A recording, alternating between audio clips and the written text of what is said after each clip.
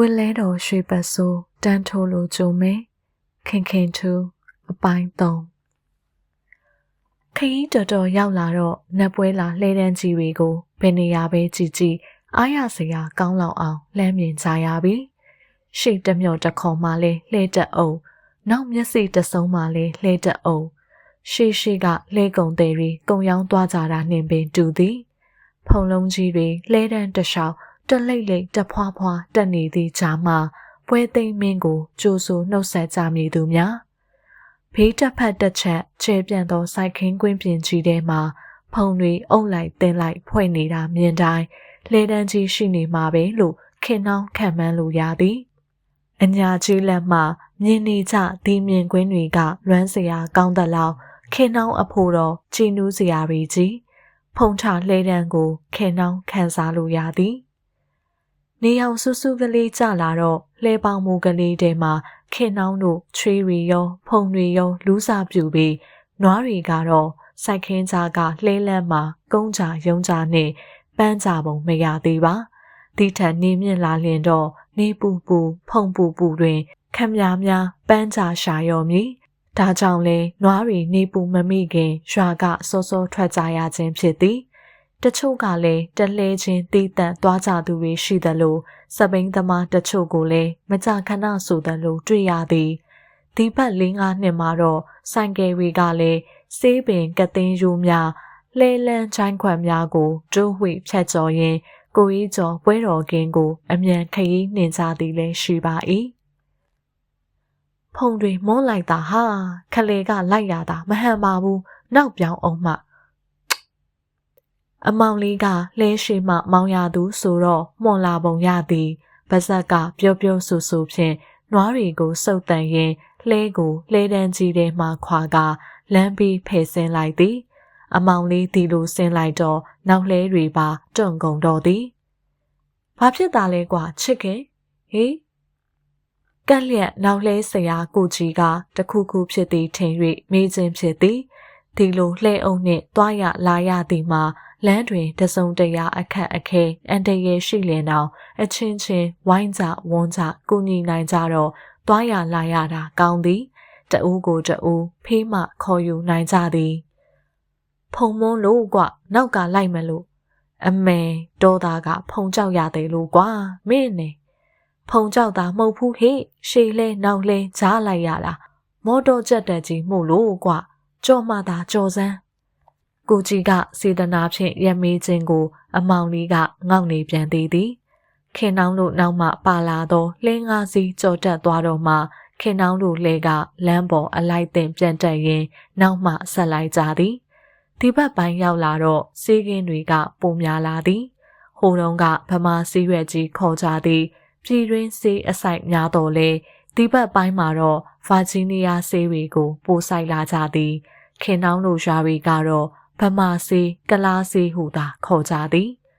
အေယာဝတီမြစ်အရှိဘက်ကမ်းရွာတွေစီကစီကိုကုန်းစီဟုခေါ်ပြီးခင်နှောင်းတို့နေဘက်ကစီကိုတော့ကျွန်းစီဟုခေါ်ပါသည်ကုန်းစီကပြင်းသက်လောက်အရသာတက်သည်ကျွန်းစီကပေါ့သည်ချိုသည်ဒါကြောင့်များမျက်နှာမြင့်ကြားကဒီကျွန်း12ရွာဒေသကိုစေးဆိုင်တီကျွန်းခေါ်ကြတာဖြစ်လိမ့်မည်ကိုကြီးကျော်ပလီလုံးနဲ့စေးဆိုင်တဲ့ကျွန်းဆိုသည်မဟုတ်လားတချို့ကတော့ပလီလွန်းတဲ့ကျွန်းဟုပြောတတ်ကြသည်မြောင်းတူကိုရှောက်ပါလို့ပတောက်တဲ့ရွှေကူနီးသင်းပြန်ခဲ့ပြီးညနေဆိုနွယ်နေတဲ့တောင်စွန်းကိုကြီးကျော်ပလီလွန်းနဲ့စေးဆိုင်တဲ့ကျွန်းကိုကြီးကျော်နှစ်သက်သောစေးပင်များကိုရာတက်ခင်းစေးသုံးပင်စတိထဲဆိုင်ကြမြဲသာမြေပဲဆိုင်ပဲဆိုင်ငရုတ်ဆိုင်နေကြဆိုင်စေးပင်သုံးပင်ထဲဆိုင်ကြခြင်းအပြင်အလေးအမြတ်ပြုကြသည်ဒီလိုဆိုင်ပြတော့တီးနှံအောင်မြင်ဖြစ်ထွန်းသည်ကိုကြီးကျော်စောင့်ရှောက်သည်ဟုယုံကြည်ကြသည်နေအောင်ယုံကြလာတော့လမ်းဘေးဝဲရာကနေကြပင်တွေငိုက်နေရမှခေါင်းမှန်လာကြပြီတချို့အခင်းတွေကနေကြကြီးတီးတန့်စိုက်ထားတတ်ကြသလိုမြေပဲခင်းစေးကင်းတွေထဲမှာကွက်ပြောက်ထိုးတီးညက်စိုက်ထားတာများလည်းရှိသည်စေးကင်းတွေကစိမ့်နေကြပွင့်တွေကဝါကောင်းကင်ပြတစ်ခင်းစိမ့်နေကြဝါ လှလွန်းလှသည့်ရွာရိပ်ဝင်းကျင်ဖြစ်သည်ဒီနေကြကအစီကိုစီကျိတ်ယူကြသည့်စီထွက်နေကြဆိုတော့ခင်နှောင်းတို့နေတဲ့ကြောလုံးအခုတော့နေကြစီကောင်းမှန်းသိကြပြီမြေပဲစီနှမ်းစီကများလာတော့အခင်းထွက်သမျှငွေဖော်ကြရသည်ပဲစီနှမ်းစီစစ်စစ်ဆိုလျင်ဆေးပြဝါပြလောက်ယူထားကြတာများပြီပဲစီမွေမွေနှမ်းစီတင်းကလေးနှင့်မှမြင်ကြသူများအဖို့တော့ရှေးကလိုစင်အိုကြီးစင်အိုငယ်အတွေ့ဘောင်းလန်အောင်မစားပြကြတော့ပါနှစ်ပေါက်လိုတလောက်ယူထားတာမျိုးလောက်ပဲရှိတော့သည်ကိုနေကြခင်ကနေကြစီကလုံလောက်နေတော့ဈေးကောင်းသောမြေပဲနှမ်းတွေရောင်းလိုက်ကြတာများသည်နေကြစီသည်အဖေခေါ်သလိုခစ်သစ်စားစီဖြစ်တော်၏ဟောဘဲကလဲတွေပါလေလို့ဖြုံဘူးအဖွဲကိုဗျထင်တော့ထင်သာဒီရက်ထဲလာတဲ့လဲတွေဆိုရင်အဲ့ဒီရွာတွေဘက်ကဖြစ်မယ်လို့အေယာဝတီမြစ်စိတ်ကမ်းမြေတော်ရွာကသရိษံစေကူဆရာလေးကိုသိန်းတန်ကခင်နှောင်းတို့လှဲနောက်ဖုံတွေကြားတဲ့ဆိုင်ကယ်တစ်စီးနှင့်ရောက်လာသည်ကိုသိန်းတန်ကမြေတော်ရွာသားတော်မဟုတ်မြေတော်ရွာကြီးမှာတဲခိုနေထိုင်ရင်းခင်နှောင်းတို့ကျွန်းနယ်ကကျွေးနွားသရိษံတွေကိုစေကူပေးနေသည်ပင်ကြားပြီးဖြစ်သည်တနေ့လုံးကဆရာလေးခေါ်ကခင်ကြမင်းကြသည်လူပြိုစေးဆရာမှန်းသိတော့ကျွန်းရွာသူတွေကဗီဒီယိုမင်းသားလောက်အရေးပေးခံရသူလည်းဖြစ်သည်။အော်နွားဆရာဘယ်တော့ဗျနှက်ပွဲလားအမောင်လေးကဆရာလေးကိုသိန်းတန်ကိုနွားဆရာလို့ခေါ်လိုက်တော့ခင်နှောင်းပင်မျက်နာကလေးဖြန်းကနေပူသွားရသည်အများခေါ်တယ်လို့ဆရာလေးဟုမခေါ်ပေအမောင်လေးကနဝင်မစိမ့်သည့်နန်းစားကိုတေးသေးချာချာများရှာကြံသုံးလီရော့သလားထင်ရ၏အမောင်လေးကရွာမူလာတန်းကျောင်းဆရာလေးကိုကျောင်းဆရာလို့ခေါ်နေကြမီးလောင်ကျွန်းရွာကကြေးလက်ကျမ်းမာရေးမှုကလေးကိုကြတော့စေးဆရာတဲ့အမေကအများခေါ်တယ်လို့ကိုသိန်းတန်ကိုဆရာလေးခေါ်ဖို့ပြောတော့အမောင်လေးကသူကပင်မှန်တယ်လို့ပြန်ပြောတတ်သေး၏အမေတို့ကလည်းဗျာလူစေးကူတဲ့ဆရာလေးပဲနွားစေးကူတဲ့ဆရာလေးပဲစာသင်တဲ့ဆရာလေးပဲဟောမေတီလာရှင်တွေကြတော့လေဆရာလေးတဲ့အမေတို့ခေါ်တာတွေကမဟုတ်တာသူဟာနဲ့သူခေါင်းတက်ခေါ်လိုက်တော့မရှင်းဘူးလားလောကရဲ့ဆရာတွေကပေါ်လာကြည်လားဒီလိုအခေါ်အဝေါ်တွေကိုအကြားရိုင်းသည်ဟုထင်ရတော့လေအမောင်လေးကတော့ရိုးရိုးသားသားသုံးခြင်းဖြစ်ကြောင်းခင်နှောင်းသာသိသည်ဆရာလေးကိုသိန်းတန်ကတော့အမောင်လေးတက်ကြောသိနေသူမို့စိတ်မဆိုးတတ်တော့ပါကိုသိန်းတန်ကတနေ့လုံးကလူတွေနဲ့တင့်တယ်အောင်ပေါင်းတတ်သူမို့လူချစ်လူခင်များသည်အထူးသဖြင့်လူကွာစာအမောင်လေးနဲ့အဖွဲကြကြပေါင်းတတ်တာကိုပဲခင်နှောင်းအံ့ဩမိရပါသည်အမောင်လေးကလည်းကိုသိန်းတန်ကိုတော့ခင်မင်ပုံရသည်သူ့နွားတွေကိုလမ်းကြုံတိုင်းဝင်ကြည့်ပေးနေတာလဲပါလိမ့်မည်အခုလဲခေါ်ပုံကိုကနွားဆရာတဲ့ဆရာလေးမျက်နှာမှာဖုံတွေအလူလူနတ်ပွဲရင်မဟုတ်ပါဘူးဗျာငါတရော်ရွာဘက်သွားမလို့ပါအင်းကိုချစ်ခင်တို့အဖွဲကိုမြင်တော့နတ်ပွဲအထီတောင်လိုက်ချင်လာပြီပျော်စရာကြီးဗျာရောလိုက်ခဲ့ပါရောလားနွားဆရာရဲ့ဘာခတ်တာမှတ်လို့ငါတရော်ရောက်ရင်ဆိုင်ကယ်ဝင်ထားခဲ့ကျုပ်လဲပေါ်တက်လိုက်ခဲ့ဒီမှာအချောင်ကြီးဗျာအရင်ကျော်တို့ကိုခေါ်တော့ကအောင်ကြီးဆောင်ကြီးလှုပ်ခဲ့သောအမောင်လေးကကိုသိန်းတန်ကိုတော့လူလားလားကြီးခေါ်နေပါရောလားတကယ်တော့မင်းကလေးအုံနေပင်လှဲပေါ်မှာထိုင်စရာမရှိတော့တာသိလျက်နဲ့ခင်နှောင်းကအမောင်လေးကိုစိတ်ပြတ်သွားမိတော့လဲမမ်မီဆန်းနဲ့မမ်မီချန်းတို့ကတော့အခုကလေးကကိုလုံးကလေးတွေကြုံပေးခြင်းနေပုံရသည်ကိုချစ်ခင်ကခေါ်တာဟုတ်ပါပြီခင်နှောင်းတို့ကလိုက်စီခြင်းရဲ့လားဗျာတော့ကြလှဲချက်တယ်ဆိုပြီးကျွန်တော်ကိုတွန်းချနေပါဦးမယ်ခင်နှောင်းဘာပြန်ပြောရမှန်းမသိသဖြင့်မျက်လုံးကလေးပြူကကိုသိန်းတန်ကိုကြည့်နေမိ၏အကြီးကျော်ကတော့စကားဖောင်ခြင်းသူပြီးကိုသိန်းတန်ကိုလိုက်ခဲ့ဖို့သာတွင်ကြီးခေါ်နေတော့သည်လှဲပေါင်းမှုဝခေါင်းထုံရင်အော်ကြီးဟစ်ခြင်းခေါ်နေသေးသည်လိုက်ခဲ့စမ်းမှာဆရာလေးရဲ့မောင်ကြီးကျော်ပွဲသွားတယ်လေကြက်တယ်ရဲ့လို့ဘယ်ရှိပါစံတလောက်တက်တလောက်ဆန့်တဲ့နတ်ပွဲလှဲပါတော့ဟာဟုတ်ပါပြီဗျာကဲကိုချစ်ခင်ကျွန်တော်ငတရော်ရွာထိပ်ကစောင့်နေမယ်ဗျာသွားမယ်နော်ဆိုင်ကယ်ကိုကသင်းပေါင်ပေါ်တဝုံခုန်နေအောင်ဝူကနေစီးထွက်သွားသောကိုသိန်းတန်ဤကြောပြင်ကိုကြည့်ရင်ဘာရဲ့မဟုတ်ခင်နှောင်းစိတ်ရှုပ်သွားရသည် ကိုရွာကလူဆိုလဲပေါ်မှာအနေကျက်စရာမရှိဒူးတင်ပေါင်တင်ဖြစ်တယ်လို့စီးတက်ကြတာမဆန်းပါသူလဲကိုလဲကြုံတယ်လို့ကြတယ်လို့စီးနေကြအခုတော့တရွာသားလူပြိုတယောက်လဲပေါ်မှာအတူထိုင်လိုက်ပြီဆိုတော့အခါခင်နှောင်းမနေတတ်မထိုင်တတ်ဖြစ်ရတော့မည်ပြီးတော့ဆရာလေးကိုရွာပေါင်းစုံကတိနေကြတော့စကားတင်းအဆူခံရမှာခင်နှောင်းဆိုးသည်အပြူရီကြတယ်သူကလည်းငုတ်တုတ်ထိုင်လိုက်အောင်ပါလားအမောင်လေးကသူ့ထင်ရင်ထင်တယ်လို့ရှေ့နောက်စဉ်းစားနေသူမဟုတ်အမောင်လေးကလည်းလှဲကဖြင့်ချက်နေပြီဟာကိုသူ့လန်းသူသွားတယ်လူလှန့်ခေါ်လိုက်ရသည်ဟာသူ့လန်းသူသွားတယ်လူပေသည်ဒီလိုလူမျိုးပေါင်းထားရတဲ့ဘာမှတ်လို့တော့ကိုကနွားနဲ့လှုပ်ရှားနေရတာနင်တို့လူမှုရေးနားမလဲပါဘူးဟာအသာနေစမ်းပါသူကပြောရတယ်ရှိသည်ခင်နှောင်းကတော့နှကန်းကလေးစုကအမောင်လေးကြောပြင်ကြီးကိုသာမျက်စောင်းလှမ်းချိန်လိုက်မိ၏မမီစန်းတို့နှစ်ယောက်ကတော့ကိုသိန်းတန်လှဲပေါ်ပါလာမှကိုပဲအတွင်းနဲ့ပျော်နေပုံရသည်စကားတွေကပို၍လှိုင်လာသည်အတန်တွေစီထွက်လာသည်ကံဦးရွာကိုကြော်တော့နတ်ပွဲပြန်လှဲတန်းကြီးနှင့်ခင်နှောင်းလိုလှဲတန်းနက်နက်ချင်းဆိုင်လာဆောင်ကြသည်နတ်ပွဲပြန်လှဲထိတ်အတန်ကျဲဆက်ကနတ်ထိုးတန်နှင့်နတ်ပွဲသွားလှဲထိတ်ကနတ်ထိုးတန်ချင်းထိတ်တိုက်တိုးကပွက်ပွက်ရှိုင်းနေလေတော့၏ရွှေမန်းမင်းကျော်မြင်းပေါ်တင်ကားခေါ်မောင်ကပြောမောင်ကပြောမောင်ကပြောလိုက်ချင်သူလာကြနော်လာကြနော်လာကြနော်လာကြနော်လေပြန်အောင်မင်းနော်ပွဲတော်ပြီးပြန်ပေါ်ချစ်စနီးတွေရဲ့မှာချင်ပါတယ်ချစ်စနီးတွေရဲ့မှာချင်ပါတယ်လာရင်ကွင်းရှိနှင့်များပါစက်ကြစီဖွဲကိုစိတ်နှပြตาရအေးမေဘရာဘေးတွေဖယ်ရမယ်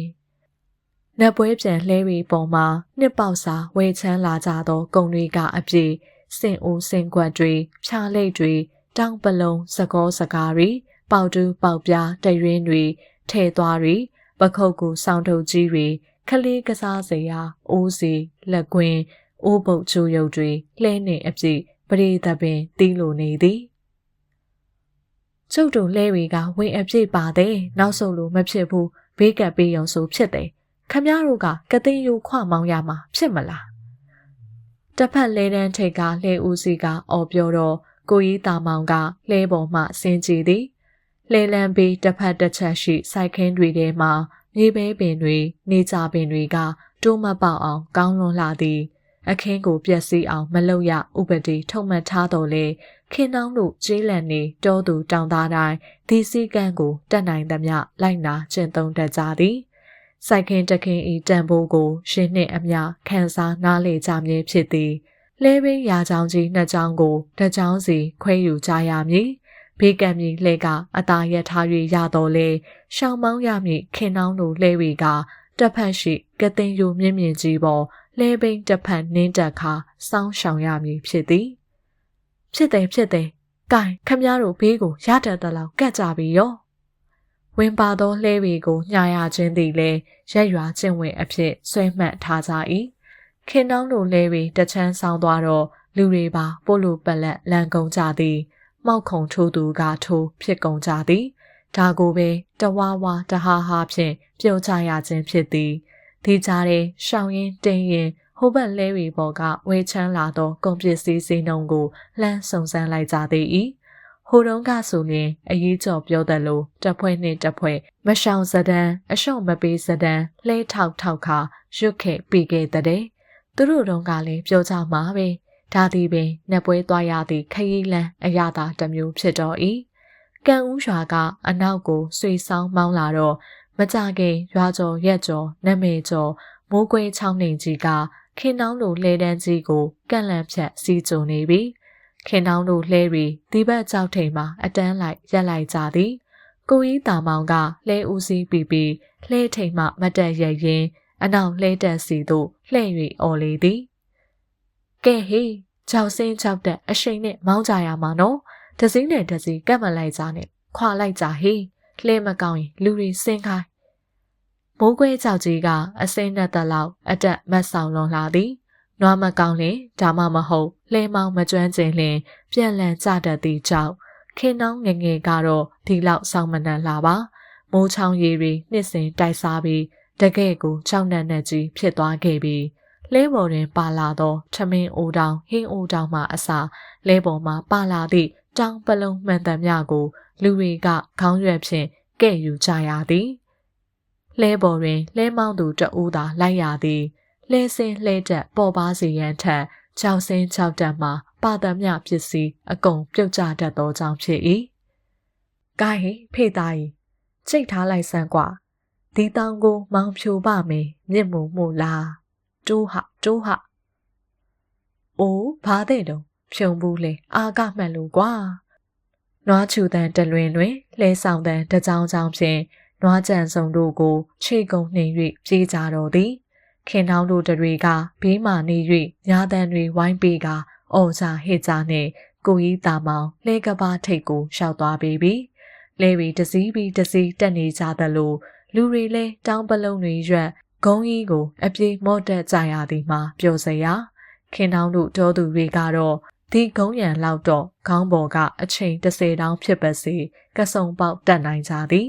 ငွေကလေးကရှားတဲ့ကိုင်းတဲ့နေပူဆက်ခါနေချမ်းချမ်းမြေချမ်းချမ်းမှာအလေးအကျင့်ရပြီးသားဟိတ်ချစ်ခင်လာလေကွာမင်းတလေကြံတော့လားကြောက်ဟိုဘက်ကဘာထိန်မှာအမောင်လေးလှဲတဲ့စီသာကြံတော့သည်ခင်နှောင်းတို့တောင်းရွက်သူတွေတောင်ဒီဘက်ကဘာထိတ်ရောက်နေကြပြီလာလိမ့်မပေါ်ကွာကတဲ့မှပြောဆူအမောင်လေးကလဲကိုအရှိန်ကောင်းကောင်းဒရက်ချမ်းမောင်းဆင်လာတော့သည်ဂုံအတက်တဝက်လောက်အထိနွားတွေကအရှိန်ဖြင့်ပါလာတော့လေဂုံတဝက်အရောက်မှာနွားတွေအရှိန်ကုန်ကကုန်းကြယုံကြရတော့သည်ကုန်းယုံဖြင့်တက်လာတော့တိမ်ပြာနှင့်ငနီကိုခင်နှောင်းတနာလှစွာလှမ်းကြည့်နေလိုက်မိ၏ခင်နှောင်းတို့အိမ်မှာတိမ်ပြာနှင့်ငနီအပြင်နမကြီးတစ်ကောင်နွားမတန်းကလေးနှစ်ကောင်နှင့်နပေါက်ကလေးနှစ်ကောင်ရှိသေးသည်အိမ်မွေးချံပေါင်နွားတွေကိုတကန်တကမွေးတက်ကြပြီးတောသူတောင်သားများနွားများလီဂုံရှိလေသာဖြစ်၏တိမ်ပြာနှင့်ငနီအတွေ့ကတော့ထွန်ရာထေရာအာကောင်မောင်းတန်ခိုင်းနွားကြီးနှစ်ကောင်ဖြစ်ုံမကအတိုင်းအလှည့်ညီသောနွားညီနောင်ဖြစ်သည်ခိုင်းနွားကြီးတွေဆိုတော့လေဒီလိုခရီးဝေးခရီးချမ်းနေပူကျဲမှခရီးနေရတော့လေပန်းရှာကြသည်အမောင်လေးကလူရင်းနှင့်အပေါင်အလန်းမတည့်ပေမဲ့သူ့နွားကြီးနှစ်ကောင်ကိုတော့အလွန်ညှာသူသာဖြစ်၏တုံနေအောင်ချစ်သည်ဟာအိုးအမလီခင်နှောင်းကြည့်နေစဲမှာပင်ငနီကြီးခြေခောက်လဲသွားတော့သည်အမောင်လေးကလည်းလဲပေါ်မှခုံအစင်းခင်နှောင်းကလည်းဂုံးထိပ်ပေါ်မှဒလက်ဟောပြေးဆင်းလိုက်တော့၏လဲကဂုံးအမော့မှာခြေကုပ်မမြဲပဲနွားတစ်ဖက်အညွတ်မှာတလိမ့်လိမ့်ထိုးကျသွားတော့လဲလက်စာငနီကြီးပင်ခြေခောက်လျက်တရွတ်တိုက်ပါသွားသည်ခင်နှောင်းတို့မောင်နှမဘာလို့ရမှန်းမသိဖြစ်နေစင်မှာပင်လဲဘိန်းကိုတယောက်ကဖမ်းဆွဲကတုံ့ပစ်လိုက်သည်အရှိန်နှင့်စောင်းကြတော်မူလှဲကတန်လန်းကြီးရပ်သွားသည်ဟေ့လူတုံးပါလားတုံးလှဲဘိန်းအောက်ကကျန်းတုံးခုလိုက်နွားကိုသွားမဆွဲနဲ့လေဗျာထားဘာမှမဖြစ်ဘူးတုံးသာယူအမောင်လေးကသူ့နွားငနေကြီးကိုဆွဲပွေထားရမှလွတ်လိုက်ပြီးလှဲပေါ်မှခုစရာတုံးရှာသည်လှဲနှင့်နွားဝင်ကြီးကိုဂုံးပေါ်မှရှောမကြအောင်တောင့်ထားရသောလူစိမ်းကိုခင်နှောင်းမော့ကြည့်လိုက်မိပါသည်လက်မောင်းကျွတ်သားတွေကချိုင်းပြက်အင်ကြီးတွေကခုံယုံထနေသည်ခြေနှစ်ဖက်တောင့်ကြီးကားခါကိုကော့ထားသည်လေကြောပါကြောကြီးတွေထောင်နေအောင်အားတင်းနေလိုက်ပုံကအကြောတွေများပေါက်ထွက်တော့မှလားထင်ရသည်အမောင်လေးကလဲဘိန်းအောက်ကိုတုံးခုလိုက်တော့မှသူ့ညစ်အားတွေကိုရှော့ချလိုက်ပုံရလေ၏ကိုကြီးတာမောင်တို့တွေလည်းပြေးဆင်းလာကြပြီးငနေကြီးဤကွင်းနေသောခြေထောက်ကိုဆွဲဆန့်ဖို့လှုပ်တော့လူစိမ်းကဟန်တားလိုက်သည်နေကြအောင်အဲ့ဒါလိုလှုပ်လို့ဘေးရမလေးဗျနွားပူနာမှာပေါ့နွားကိုထပိုးကအရင်ချွတ်ပစ်လိုက်လှဲတော့မြန်ထောက်လိုက်ကြအောင်ဟိုဘက်နွားကိုအရင်ဖြုတ်ခမရလဲခါတချမ်းစောင်းနေရှာပြီနေအဲ့ဒီနွားကိုကြုတ်ထုမယ်သူခိုင်းသည့်အတိုင်းလှဲတောက်ကိုထောက်ပြီးတိမ်ပြာကိုအရင်ချွတ်လိုက်ကြသည်လူစိမ်းကငနီကိုအရင်ဆွဲပွေးလိုက်ပြီးမှခွေနေသောခြေထောက်ကိုဆွဲဆန့်ချလိုက်၏ဒီတော့မှငနီကြီးသူ့ဘာသာမတ်တက်ထားရသည်အမောင်လေးကတော့ငနီခြေထောက်ကိုစုပ်နေပြီးခြုံနေသည်ခင်နှောင်းကတော့မဖြစ်ကောင်းခြေထောက်များကျိုးသွားလေသလားစဉ်းစားမိတော့မျက်ရည်တွေဝိုင်းနေမိလေ၏ ဖေးကြော်မကြိုက်တာများခင်နှောင်းတို့ပြောမှဆိုမှရှိခဲ့မိလေသလားစိတ်ထဲကပဲဖေးကြော်ကိုလှမ်းတောင်းပန်မိသေးသည်ပြီးတော့အဖေကိုသတိရသည်သူ့နွားတွေဒီလိုဖြစ်တယ်သာကြားလို့ကတော့ထမင်းပင်စားလိမ့်မည်မဟုတ်တော်သေးရဲ့နွားကချိန်နေနာယုံတယ်မှာကျိုးတာပဲ့တာအကျော်အစင်လွဲတာမရှိပါဘူးကဲခမည်းနွားနှစ်ကောင်ကိုဂုံးထိတ်ဆွဲသွားတော့လှဲကိုကျုပ်ဆွဲတင်ခဲ့မယ်ဂုံးတက်ကြီးဖြစ်ပါမလားကိုင်းပါကျုပ်ရှိကဆွဲပါမယ်ကျန်တဲ့သူတွေကလှဲဘိန်းကိုဝိုင်းတွန်းပေးကြရင်ဖြစ်ပါသေးအမောင်လေးနှင့်ခင်နှောင်းတို့မောင်နှမကနွားနှစ်ကောင်ကိုဂုံးထိတ်ဆွဲယူခဲ့ကြသည်လူစိန်ကတဘိုးအောက်ကိုပခုံးရှူကလှဲကိုဆွဲဖို့ပြင်သည်ကိုကြီးကတစ်ဖက်လူစိန်ကတစ်ဖက်နွားနှစ်ကောင်ရှုံးသည့်နေရာမှာဂုတ်ဝင်ပိုးကပခုံးနှစ်ဖက်ကိုတဘိုးအောက်တိုင်းရှူရင်းဂုံးအမော့ကိုလှဲဆွဲတက်လာသောလူစိန်ကိုခင်နှောင်းအားနာနေမိသည်ကိုကြီးတာမောင်တို့လူအုပ်ကလှဲဘိန်းနှစ်ဘိန်းကိုဝိုင်းတွန်းတင်လိုက်ကြတော့လှဲအင်ကြီးဂုံးထိပ်ပေါ်ရောက်လာခဲ့တော့၏လှဲဆွဲတက်လာရတာတတ်တာပုံမရလူစိမ့်ဤဖိုးလိုက်နေသောရှင်အောင်ကြီးမှာမုတ်ကြီးမောက်ချီချွေရီကလည်းညိုမောင်းသောလက်မောင်းလက်ပြင်တအုံလုံးစီရီလောင်းချထားသလိုပြောင်းလဲနေသည်ခင်နှောင်းကတောက်ရည်လေးတစ်ခွက်ခတ်တိုက်လိုက်မိသေးသည်ကျေးဇူးကြီးပါပြီဟာအေးလိုက်ဆက်လိုက်သားဗျာအမောကိုပြေးကြရောကဲနွားကိုကြည့်ကြရအောင်ဗျာငနီခြေထောင်နာငုတ်တုတ်ထိုင်ရင်သူ့လက်ချမ်းကြီးနှစ်ဖက်ဖြင့်နွားခြေထောက်ကိုစုပ်ခါနေကစမ်းနေသည်ငနီကြီးကခြေကိုတစ်ချက်ခါလိုက်သည်ဘူးကနေတစ်ချက်អော်သည်အမောင်လေးကတော့ငါသာဖြစ်လိုက်ပါတော့ကွာဆိုသည့်မျက်နှာဖြင့်တုံမှုန်နေသည်နည်းနည်းတော့နာသွားပုံရသည်နတ်ပွဲအထီဆိုတော်တော်သွားရအောင်ပါပဲနွားကိုခဏအနားပေးလိုက်ရင်တော့ဖြစ်ပါသေးဒါပေမဲ့ခမည်းဝင်တွေနဲ့တော့ရုံးနိုင်မှာမဟုတ်ဘူးခမည်းတို့လေးကဝင်တော်တော်ပါသလားအမောင်လေးကလူ9ယောက်နှင့်ပါလာသည့်ဝင်းစီဆက်လဲတွေကိုလက်ညှိုးထိုးပြလိုက်သည်လူစိမ်းကမျက်မှောင်ကျုပ်ခါစဉ်းစားနေသည်ထူထိန်နှက်မောင်သောစပင်ပုတ်တိုက်ငိုက်ဆိုင်အောက်ကမျက်လုံးတွေမှာတော့အယောင်တစ်ဖြက်ဖြက်လက်လိုနေလေ၏နှကန်းပါပါမေးယူကာကာတီကြည်သည့်ရုပ်ရည်မျိုးလူဟန်ကမနှဲ့တော့လဲနူးညံပုံရသည်ချွေရီကလည်းရွှဲလို့ခမားလူတွေဝင်တွေကိုကျုပ်လဲပေါ်ပြောင်းတယ်ပြီးလိုက်ခဲ့ကျုပ်လဲပါသေးနတ်ပွဲပြန်ဧည့်သည်ပြီးမြေတော်တင်းပေါ်စိတ်ပို့လာတာလှဲရအခွန်ကြီးပဲဒါပေမဲ့ခမားနွားကတော့နားအောင်မှဖြစ်မှာမို့နှုတ်မတက်တက်လုံးသုံးမရဖြစ်သွားလိမ့်မယ်အမောင်လေးကတော့သူ့နွားငနီကြီးကိုပဲငေးကြည့်နေသည်အကြီးကျော်တို့ခင်နှောင်းတို့ကတော့အမောင်လေးစီမံသည့်အတိုင်းလိုက်နာကြယုံသာဒါပေမဲ့အတူလာခဲ့ကြသောလှဲတွေကရောကဲကျုပ်လှဲသွားမောင်းချီအောင်မယ်ပြောရကြအောင်ဂိုင်း၆ထဲရထားခဲ့သောသူ့လှဲစီသို့လူစင်းကတွတ်တွတ်ထွက်သွားသည်ကိုကြီးတာမောင်ကတော့လူစင်းပြောသွားတာကိုလက်ခံသင်ကြောင်းပြောသည်ခင်နှောင်းတို့ကတော့ဘာပြောတတ်မှာလဲလေဒါမှငါတို့အတူသွားလို့ရမှာပေါ့နို့မဟုတ်ရင်မင်းကြီးကြမ်းရစ်ခဲ့လဲမကောင်းငါတို့ကြီးမောင်းသွားရအောင်ပါလေစိတ်မဖြောင်ဖြစ်ရအောင်ပါလဲအခွန်ကြီးဆိုငနီရှောက်နိုင်မှာပါနတ်ပွဲကွင်းရောက်မှနားကြတာပေါ့ကွာကိုကြီးတာမောင်ကသူစဉ်းစားမိတယ်လို့သဘောယူနှင့်ပြောခြင်းဖြစ်တော်လဲလူတော်ပေါထိုးအမောင်လေးကရှူကနေဒေါ်တွေပွားနေလေတော့ဤခမည်းနွားတီလိုဖြစ်ရင်စွတ်သွားခိုင်းပါလားကိုတာမောင်နွားချေတောင်နာနေတဲ့ဟာကိုကျုပ်မလိုက်ဘူးဗျာခင်းနှောင်းတို့လည်းမထည့်ဘူးဗျာကဲခမည်းတို့လှဲပြီးထွက်နေကြတော့မဟုတ်တာချစ်ခင်ရအတူလာကြပြီးတော့မှဘယ်နဲ့ကြောင့်ထားခဲ့ရမှာတော့ကွာဟိုလူပြောတယ်လို့ခင်နှောင်းတို့ကိုသူ့လဲပေါ်တင်လိုက်ဖြစ်နေတဲ့ဥစ္စာကြီးမင်းနဲ့ကက်เสียမရှိရှာကြံကက်နေပြန်ပါပြီဟုတ်သားပဲကွယ်ငါတူနေအတူလားအတူသွားပေါ့နွားတွေနေပူရင်တိထက်ပန်းမှာပေါ့ကွယ်ဖြည်းဖြည်းမောင်းကြတာပေါ့အေးကျော်ကကိုကြီးတာမောင်ဘက်ကဝင်ပြောတော့အမောင်လေးပို့ဒေါသထွက်လာပုံရသည်မျက်နာကြီးနှင်းမြန်းလာကရှက်ရမ်းရမ်းတော့ဤကဲကျုပ်တခေါမဲ့ပြောတော့မယ်ခမည်းတော်လှည့်ပြီးသွားကြတော့ထားရခဲ့တကောရဲ့လို့လေကျုပ်မအောင်မေဘူးကျုပ်ဘာသာကျုပ်အေးအေးဆေးဆေးကြမှာမောင်းခဲ့ပါရစေစိတ်ဆိုးလို့ပြောတာမဟုတ်ပါဗျာသွားနေကြပါအမောင်လေးလက်ပေါက်ကပ်နေပုံကြောင့်မပြေမလည်ဖြစ်ကြရတော့မည်ခင်နှောင်းကတော့အော်သာငိုလိုက်ချင်းပြီးတော့ ဘလို့မှပြောရမည်မဟုတ်မှန်းသိကြတော့ကိုကြီးတာမောင်တို့ရွာလဲတွေမောင်းထွက်သွားကြပြီလူစိမ်းဤလဲသည်ဂုံးထိပ်ကိုမော့တက်လာပြီးခင်နှောင်းတို့ပြီးထိုးရလိုက်၏ကဲအကြီးတို့ကျုံနှမတို့ဒီလဲကိုပြောင်းကြအကြီးကျော်ကပြောင်းလိုက်ခြင်းသည်မှဖင်တက်ကြွကြွလမ်းမှာရက်ပြီးခရီးဖင်နေမိအစားကိုကြီးကျော်နှန်းရောက်ချင်လာပြီမဟုတ်လားဗဇက်ကတဖွာဖွာယူရင်းကိုကြီးကျော်ကိုတောင်းပန်နေလိုက်သည်မှာအမြုပ်ထားလူမတန်မိစန်းတို့နှစ်ယောက်ကတော့အမောင်လေးကိုမျက်စောင်းမထိုးဝင်းကြတော့လေမျက်နာကြီးတွေစူပုံနေကြသည်ခင်နှောင်းကတော့အကိုဖြစ်သူ၏အရေးအကဲကိုသာကြည့်နေရတော့၏ဒီမှာဟဲ့လူခမည်းလေးအာမန်သိတယ်ဒါပေသည့်ခမည်းလေးနဲ့ကျုပ်တို့မလိုက်တော့ဘူးသွားနှင်တော့ဗျာကိုကြီးတာမောင်တို့နှင့်ဖြစ်သည့်ဒေါ်သားကအရှိန်မသေးသေးသဖြင့်အမောင်လေးအတန်ကမာဆက်နေသည်လူစိမ်းကတော့အမောင်လေးကိုပြုံးကြည့်လိုက်ရင်သဘောပေါ်ဗျာဟုတခွန်းလေးဆိုကသူ့လဲကိုအေးအေးဆေးဆေးမောင်းထွက်သွားတော့၏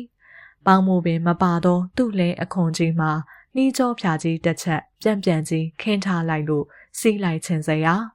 ပြီးတော့ဒီလောက်ကူညီခဲ့သည့်လူကိုကျေးဇူးတင်ကြောင်းရွာဘက်ရောက်ရင်အလဲဝင်ခဲ့ဖို့ဖိတ်ပါကြောင်းဘဲရက်ဘဲရွာကဆိုတာသိကြပါကြောင်းစသဖြင့်လောကဝိကလေးလောက်တော့အမောင်လေးပြောဖို့ကောင်းသည်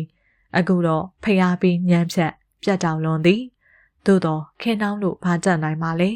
အမောင်လေးဤကပ်ဖိုးကပ်ဖိန်နိုင်မှုကိုခင်နှောင်းစိတ်ထဲခုတုတုဖြစ်မိလေသည်အိမ်ပြန်ရောက်ရင်အမေကိုတိုင်ပြီလို့တေးထားလိုက်သည်အရင်ကျတို့သားမိတွေကိုလည်းခင်နှောင်းအာနာနေမိသည်ခေါ်သူကခေါ်ပါလျက်မလိုက်ရသည့်အဖြစ်ခင်နှောင်းရင်နဲ့ဝမ်းနေလာမိသလိုခရီးကဝေးသေးသည်ပြီးတော့လမ်းခုလက်ကြီးမှာနေပူပူကြီးထဲမှာပြီးတော့နားမာလားသွားမာလားခုထိမသေးကြခလေးတယောက်လိုခြေဆောက်ငိုကြတော့သည်အော်ဟဲ့လူကျုပ်နာမည်လေးမှတ်ထားအောင်ထတော်ရွာသားကြီးညိုလို့မေးရင်ရပါသဗျာရောက်ခဲ့ရင်ပေါ့ဗျာလဲမောင်းထွက်သွားရမှနောက်ပြန်လှည့်អော်လိုက်သောအတန်ဝါကြီးခြောက်ကပါတဝိုက်ဟိန်းသွားသလားထင်ရ၏ထတော်သားကြီးညိုတဲ့ထတော်ရွာသားကိုကြီးညိုပေါ့ခင်နှောင်းလှမ်းကြည့်လိုက်တော့တော်တော်ဝေးဝေးကိုရောက်နေပြီလဲအခွန်ကြီးကလိုက်ခဲ့ရောပေါ့လို့ခေါ်နေတဲ့အောင်သို့တော့လဲပေါ်စိတ်နဲ့လိုက်ပါကြည့်ဖို့တောင်မရဲပါထတော်ဆိုတော့နန်းကြီးရွာပေါ့ကိုကြီးကျော်ရဲ့နေကန်ရွာကပေါ့ကဲငနေကြီးတစ်ပင်ရင်ရွှေ့ကြရအောင်ငါနမများလာဟထွက်လာမှတော့ရောက်ရမှာပေါ့ခဏနေသွားကြတာပေါ့အမောင်လေးပင်လေကလေးပျော့သွားသည်ကြောက်ဖန်စီကနတ်ပွဲလှဲတွေတကြုံဝေးကနေအော်တန်တွေကစီညံနေလေ၏